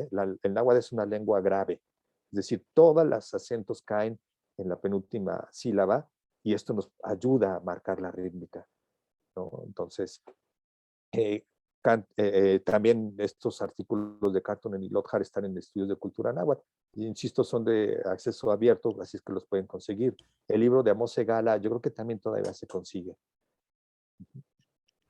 Muchísimas gracias, doctor. Perdón, quiero agregar, Todorov, Cedram Todorov y George Bodo publicaron sobre los relatos de la conquista. Estrictamente las fuentes y la oralidad sobre la conquista, con la reflexión de Todorov extraordinaria sobre la otredad desde el punto de vista filosófico y antropológico. Todos saben quién es Todorov, y así es que pensar que le dedicó reflexiones específicas al encuentro de acá es una suerte como referente teórico. Muchísimas y también gracias. tu obra, Salvador, que estás investigando sobre los cantos. Bueno, pues, está en prensa un pequeño librito sobre cantos de la conquista. De los cantos elijo, en Tlatelolco iba gente de Xochimilco, de Tlaxcala, de diferentes lugares de escritura náhuatl, de habla náhuatl, y ahí se recopilaron cantos de origen huejotzinca que narran la visión de Huejotzinca de la conquista. Hay cantos tlaxcaltecas de la conquista que se contrastan con este que les platiqué del Mixcuicat, ¿no? Del canto de peces. Ya está en prensa, ustedes saben que el mundo editorial se mide en escala geográfica, geológica, ¿no? El tiempo editorial tiene una escala geológica y ya va contra tiempo, ya debió de haber salido, pero bueno, esperemos que salga en breve y será un gusto y un honor que por ahí le puedan dedicar un ratito a leerlo y revisarlo. Lo estaremos esperando. Gracias. Muchas gracias, doctor. Claudia Vázquez levantó la mano y luego la doctora María Eugenia. Yo sé. Pero pues, es decir, que no es... Sí, muchas gracias. Pues primero que nada agradecer y felicitar al doctor Reyes Eguiguas por esta maravillosa charla. Yo quisiera, un poquito mi inquietud iba en el sentido también de lo que ya nos comentó acerca de la literatura náhuatl de Garibay y los estudios que lo han superado. Sería muy optimista pensar, no sé si hubiera algún tratado de teoría literaria, porque se me hizo muy interesante inicialmente esta idea que nos compartió de que los códices, la información que se tenía, se terminaba o se complementaba con la subjetividad de la tradición oral, ¿no? Como una especie de polisemia en donde el texto estaba el esquema, digamos, y toda la subjetividad de cada pueblo se iba transmitiendo de manera oral. Y bueno, finalmente habrá algunas tradiciones que se pierdan. Entonces, no sé si hay algún estudio que rescate que haga una teoría alrededor de toda esta, tanto oralidad como los esquemas gráficos. Mira, Claudia, verás que es una situación que obliga a una especie de declaratoria de mea culpa, porque por una razón que desconozco, los literatos no han puesto atención en esto, en México. Como nos decía el maestro José Luis, o sea, habrá 20 análisis o 50 o 100 de Séneca o miles de Séneca, ¿no? Y del neolatín quizá en menor medida, pero más del latín antiguo, ¿no? Y del griego, pero los que le hemos puesto atención a estos temas no tenemos los referentes teóricos. Somos historiadores. Recientemente la lingüística y sobre todo la epigrafía maya ha enfilado sus trabajos a la escritura náhuatl y estamos empezando a adoptar la metodología analítica de la lingüística y de la epigrafía para hacer los traslados y la edición de los textos náhuatl. Pero somos historiadores y a lo mucho habrá uno que otro lingüista. Los lingüistas tienen un pavor de traducir porque saben que toda traducción es inexacta y entonces prefieren más bien analizar y entrar al fonema Shitlak 7W en las raíces nominales del no sé cuánto y poco le entran a esta parte, ¿no? Y la gente de letras quizá huyendo de la talacha de la paleografía, huyendo de la talacha de la epigrafía y del conocimiento del náhuatl, pues no han dirigido mucho su atención acá, ¿no? Entonces, cuando ve uno la historiografía, pues quizá adolece de esta riqueza teórica, y es porque se debe a que somos historiadores, que no contamos con la formación adecuada para ello. Quizá la hemos adquirido de manera casi consuetudinaria, ¿no? Sí, y no sé, yo de pronto sí he tenido algunos alumnos de letras, pero cuando empezamos a ver ya la parte dura de la gramática, salen corriendo. Quizá se debe a que la gramática de las lenguas que no son occidentales obliga a otra lógica, obliga a otra estructura mental a la que no quieren renunciar, porque entonces sería un poco, digamos, tener que dejar en el rincón del olvido los paradigmas de la gramática occidental, ¿no? Por ejemplo, te voy a poner un ejemplo, Claudia. En el náhuatl no existe propiamente sustantivos y verbos. Todos los sustantivos tienen contenido el verbo ser o estar, porque es implícito. Entonces, de tal suerte que todos los sustantivos son predicativos, algo que sería contradictorio en esencia, ¿no? Entonces, yo creo que hay mucho de esto en las razones por las que no contamos con una teoría literaria que nos surge, francamente nos surge. Muchas gracias. Muchas Dianita, gracias, doctor. Ahí hay mucho trabajo, Dianita Jaramillo. Sí, hay literatura aplicada, ahí les hablan. Doctora María Eugenia, un placer saludarla. Adelante, por favor. Bueno, buenas tardes. Me encantó la presentación, doctor. Me siento como impotente, como decía José Luis Camacho, ¿no?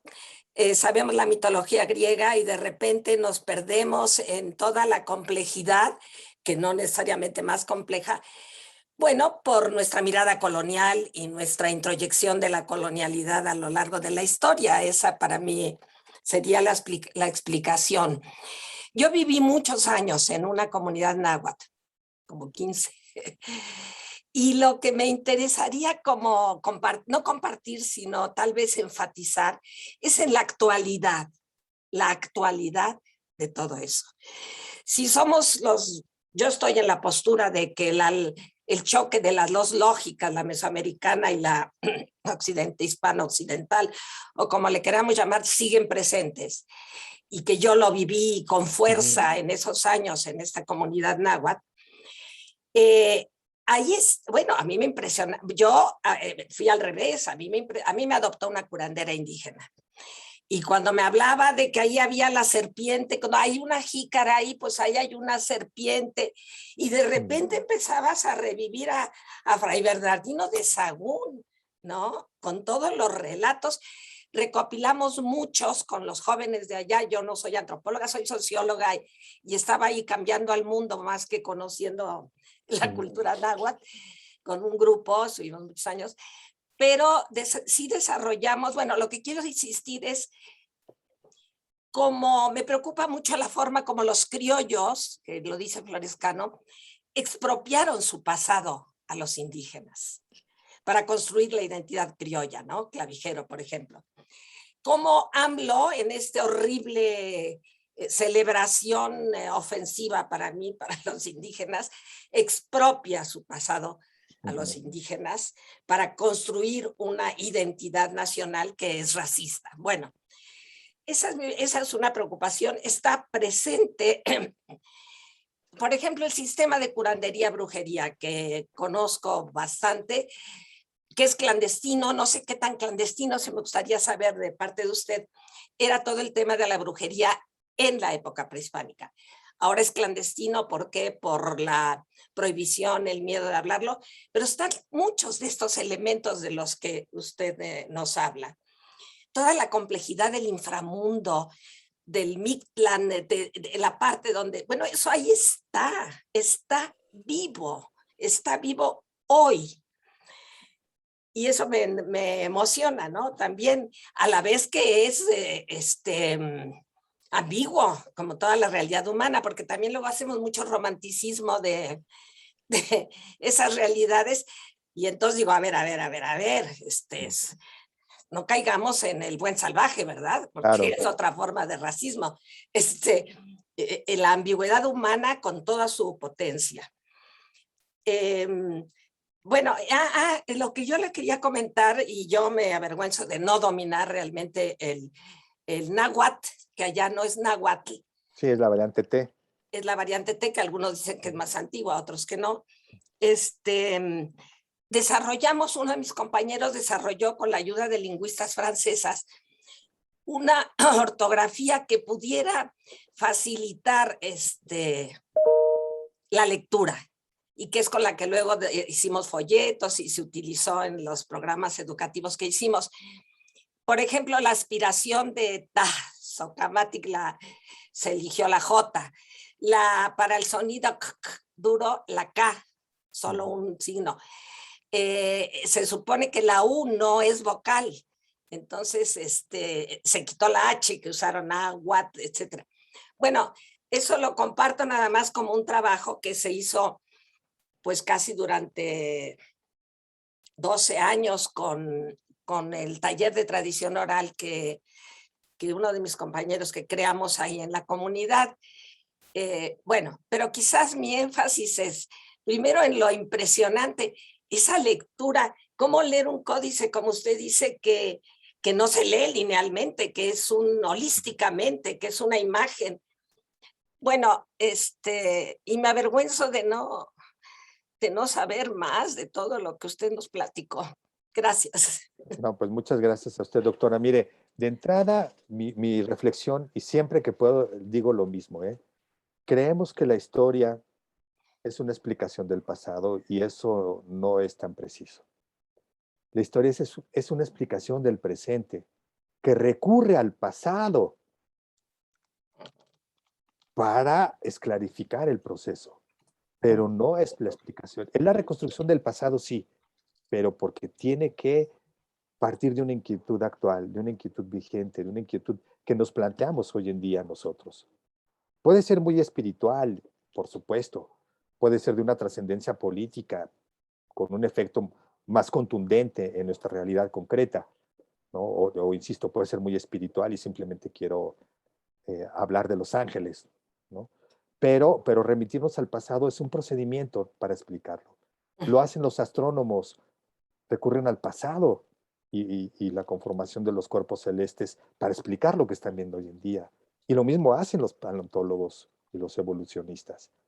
Es un método De tal suerte que yo quisiera insistir en que la historia no es la reconstrucción solo del pasado, sino que nuestra inquietud debe de nacer aquí, en este momento, en esta experiencia que estamos hoy desplegando en nuestra realidad. Y yo creo, bueno, en mi posición personal es que en realidad todo esto que yo lo platico, bueno, pues sí lo platico en espacios académicos, pero cada vez que tengo una oportunidad para fugarme de ellos y más bien conocer y compartir estas reflexiones con los que son los herederos portadores directos de esta tradición, pues que ellos son los que la sigan reproduciendo, ¿no? Imaginemos lo que usted decía, doctora, la parte de la escritura. Si ellos se acercaran a la lingüística formal y tuvieran algunas herramientas básicas, podrían proponer sistemas ortográficos por ellos mismos, que no fueran impuestos por los lingüistas del Instituto Lingüístico o de la UNAM, ¿no? O del sistema de salud, perdón, del sistema educativo local. Que ellos fueran creando sus propios sistemas ortográficos, ¿no? Lamentablemente, como se les impone, tienen que aprender el del español, tienen que aprender el del náhuatl y después darse cuenta que no coinciden entre sí. Por ejemplo, el de la Q, ¿no? Nosotros usamos QU dependiendo de la vocal que les viene. Y cuando no, usamos una C dependiendo de la vocal que viene y la confundimos con las silbantes de la S. Y a ellos les decimos, todos esos criterios, apréndanlos para para escribir el español, pero para escribir su lengua, olvídense de todos esos criterios. Y nosotros no hacemos lo propio con nuestra cultura escrita. ¿Por qué no la depuramos? En todo caso, como alguna vez lo propuso García Márquez. ¿No? Entonces, si de por sí van a contracorriente por las condiciones sociales y económicas para estudiar, les ponemos estas trabas. ¿Qué queda? Pues la educación informal. Afortunadamente, yo creo que es una bendición que siga existiendo el espacio de la milpa como transmisión de conocimientos, el espacio del conocimiento íntimo del cuerpo en casa o con la curandera de la localidad o el curandero de la localidad, ¿no? Y sí, hay un aspecto que fue clandestino y que siguió siendo clandestino, más que clandestino, diría subterráneo. ¿Por qué? Pues porque hay una parte de ese oficio que trata de dañar al prójimo y no puede ser público, ¿verdad? Aunque todos sabemos quién se dedica al oficio, no podemos ir y poner una demanda, ¿no? Diciendo, oiga, este señor me afectó porque me hizo esto y aquí está el gallo muerto que lo demuestra. Y, pues no, qué bueno que sigue en ese mundo subterráneo de la vida informal, como es el de la milpa, como es el del relato, como es el del juego sexual, ¿no? Con la palabra, con el canto, como es la música, que son formas no, digamos, no, que ahora no valoramos ni siquiera entre nosotros mismos como transmisión de conocimiento. Yo recuerdo cuando era chico, ya tiene tiempo, a lo mejor los jóvenes no lo van a comprender, pero a nosotros nos sabíamos y nos burlábamos de las canciones de Carlota. ¿Y cuánto tiempo había pasado? Más de 100 años y seguíamos aprendiéndolas. Creo que ahora no. Yo creo que ahora no. Y si las escucharan o les dirían, oye, mamá Carlota, pues ya ni se entendería la risa, ¿no? Que nos provocaba. Qué bueno que esas gentes sigan experimentando ese mundo no formal, no institucional, porque lamentablemente las instituciones pues no necesariamente obedecen a las necesidades ni individuales ni colectivas, tanto de ellos como de nosotros, ¿no? Imaginen ahora los proyectos autogestivos que están surgiendo a raíz del zapatismo, autogestivos de educación, donde ellos dicen, queremos elaborar los contenidos de nuestros conocimientos. Bienvenidos. Que se combinen con los canónicos o impuestos por el Estado, perfecto. Pero que los otros no se pierdan, ¿no? Sí, bueno, eso es lo que yo creo.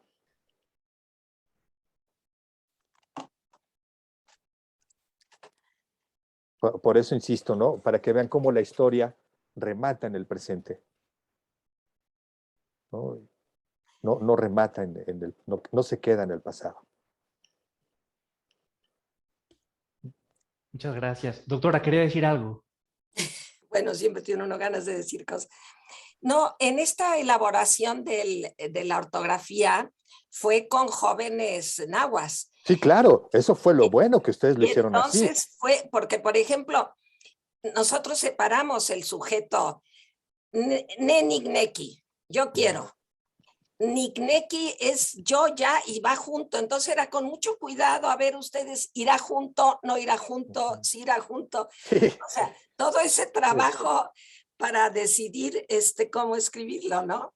Ahora imagine usted, doctora, cuando uno ve esas cositas y de repente ve los textos antiguos y ve Sí, las correlaciones que puede haber y cómo es bien triste que estos cantos, que estos relatos míticos, no sean ellos los que lo leen sí. por este despojo criollo. Pero los primeros que deberían de conocer esos textos son ellos. El relato del Quinto Sol y todos los relatos que usted quiera.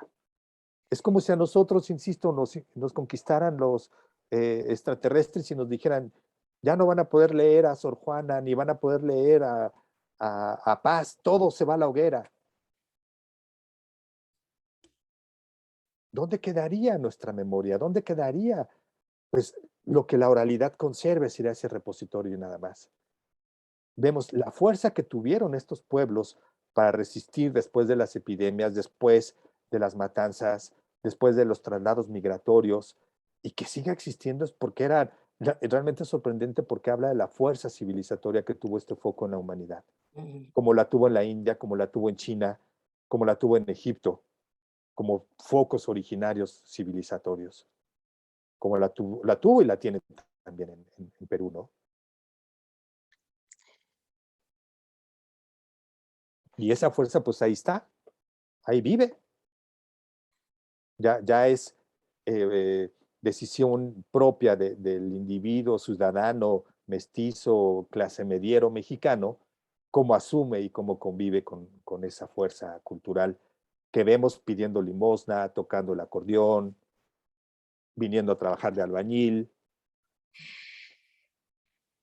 ¿no? Tocando en una banda, leyendo partitura. Muchos pueblos leen primero partitura antes de leer el alfabeto, ¿no? Entonces, no, yo coincido plenamente con usted con el asunto del uso político de toda esta cultura, de toda esta tradición con fines políticos, pero no nos debe sorprender, siempre ha sido también, ¿no? Simplemente Totalmente de acuerdo. creíamos que iba a ser diferente, Claro, pero no nos debe sorprender que sea igual. sí. Muchísimas gracias, doctor. Muchísimas gracias, doctora. Un par de comentarios más. José María Moreno dice, excelente exposición. Me gustaría saber más sobre nahuatlismos. Me impresiona el poder de la comunicación oral. Yo creo que todas estas recomendaciones sirven también para lo mismo. Gerardo Celis dice, públicalo como ebook. Y en una semana queda. Y Majo Sánchez Sí, tiene una ¿verdad? pregunta. Majo Sánchez dice, pregunta si se siguen usando los métodos de Yuri Norosó para analizar códices todavía. Bueno, recordemos, Yuri Norosov lo hizo para el maya, no Ok, para otras lenguas, no para otros códices, y se siguen usando, ¿no? De hecho, no es que se sigan usando, el paradigma de desciframiento es el de Norosov. Y ahora han avanzado mucho más, ¿no? En México, afortunadamente, sí tenemos epigrafistas de talla internacional como Eric Velázquez, por poner un ejemplo, pero sí dominan en la esfera mundial los alemanes, ¿no? Nicolai Grube, ¿no? Americanos también, ¿no? David Stewart, pero ellos siguen teniendo como el patrón del desciframiento maya a Yuri Norosov, le siguen prendiendo veladoras a él. Sí, sí hay, ahora se le está prestando un poco más de atención también al aspecto iconográfico, al aspecto simbólico, logográfico, como lo vimos en los códices nahuas, que también los mayas lo tienen. Cuando vemos la lápida de Pacal, vemos eso, vemos el texto y al lado el personaje emergiendo, ¿no? Del monstruo de la tierra, como aparecía en el relieve de Chalcancingo. Sí, hay un discurso iconográfico también, pero afortunadamente tenemos los dos elementos en el caso de los mayas. ¿Cuándo vamos a terminar de transcribir esos textos epigráficamente y después traducirlos y editar esas traducciones al español? Está verde. Son cientos, miles de fojas por trabajar. Y entonces eso permitirá hacer la piedra roseta precisamente de la lectura iconográfica que está al lado, ¿no? Y quizá en la parte iconográfica sí Norosov no sea el más pertinente, pero digamos para la parte textual sigue siendo Norosov el que manda. Claro. Muchísimas gracias. Majo Sánchez dice muchas gracias. Diana, ¿quieres decir algo antes de cerrar? Ay, no, yo estoy encantada, azorada también, así como Maru. Nos falta muchísimo. Se me quedó bien grabada la última frase que el doctor le dice a Claudia de hemos ignorado desde la literatura el estudio de nuestra propia cultura, de nuestra propia tradición. Entonces, pues lo maravilloso es que cuánto hay por estudiar, cuánto hay Eso sí. ¿no? Por leer, por aprender. Eso a mí me emociona siempre, es infinito. Así que infinito también es mi agradecimiento, doctor Salvador. Ha sido un placer enorme escucharlo y quedarnos con tantas dudas y con tantas historias por buscar y seguir leyendo. Muchas gracias. Qué bueno. Muchísimas gracias, Diana. Doctor, ¿algo que quiera agregar para finalizar? No, pues más bien yo agradecer a ustedes el espacio por compartir mucho. Esto en realidad refleja o trata de plantear un panorama sumario de las grandes aportaciones realmente de la gente que se ha dedicado a esto, ¿no? Y este panorama, bueno, pues nos ayuda a situarnos en donde estamos. Es una invitación para que ustedes, bueno, no lo ignoren, simplemente sepan que existe, ¿no? Que yo quedo a sus órdenes para cualquier tipo de consulta, ya sea por correo, ¿no? O en el Facebook con mi nombre completo está ahí, mi cuenta es Salvador Reyes Equiguas, mi correo es equiguas@gmail.com, con gusto para cualquier consulta que quieran desde el punto de vista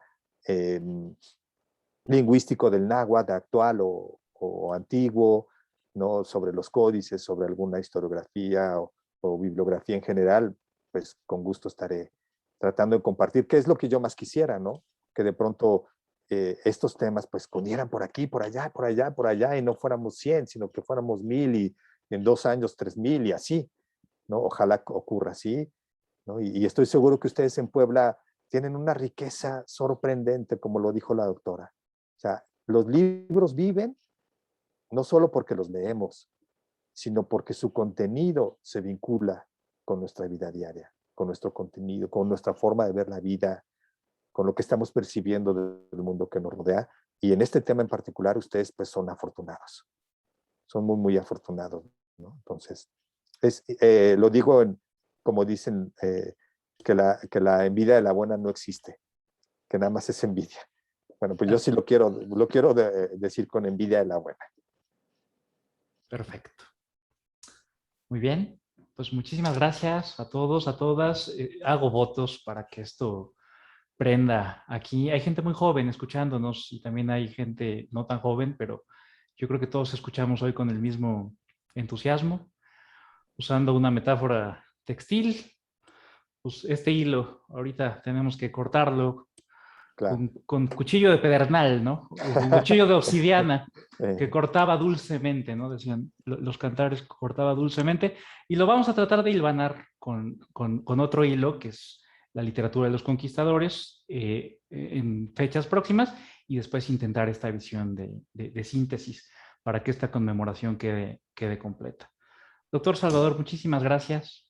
Gracias a todos los asistentes. A nombre de la Universidad, del Departamento de Humanidades y de la Licenciatura en Literatura y Filosofía, yo refrendo el agradecimiento, la admiración por su conocimiento y su generosidad. Muchas gracias. Muchas gracias a ustedes. Gracias. Muchas gracias por el espacio.